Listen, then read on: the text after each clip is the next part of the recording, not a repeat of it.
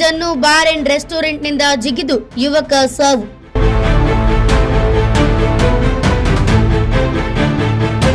ರಾಣೆಬೆನ್ನೂರು ತಾಲೂಕಿನ ಅಸುಂಡಿ ಗ್ರಾಮದ ಪ್ರವೀಣ್ ಉಳ್ಳಳ್ಳಿ ಎಂಬ ಯುವಕ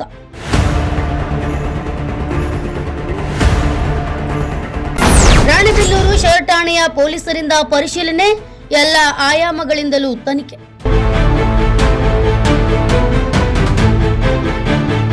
ಹೌದು, ರಾಣೆಬೆನ್ನೂರು ತಾಲೂಕಿನ ಅಸುಂಡಿ ಗ್ರಾಮದ ಪ್ರವೀಣ್ ಉಳ್ಳಳ್ಳಿ ಎಂಬ ಯುವಕ ಇಂದು ಮುಂಜಾನೆ ರಾಣೆಬೆನ್ನೂರಿನ ಜನ್ನು ಬಾರ್ ಅಂಡ್ ರೆಸ್ಟೋರೆಂಟ್ ಕಟ್ಟಡದ ಮೇಲ್ಭಾಗದಿಂದ ಬಿದ್ದು ಮೃತಪಟ್ಟಿರುವ ಘಟನೆ ರಾಣೆಬೆನ್ನೂರು ನಗರದಲ್ಲಿ ಸಂಚಲನವನ್ನ ಮೂಡಿಸಿದೆ.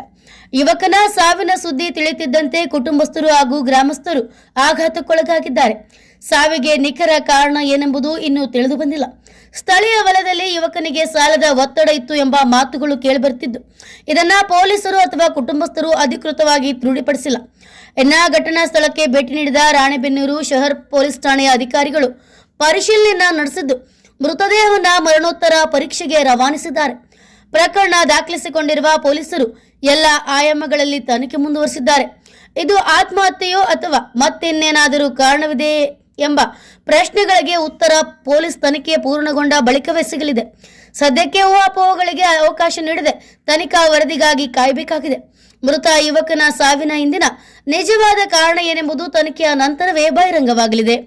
Bureau report, news pulse, Ranebennur.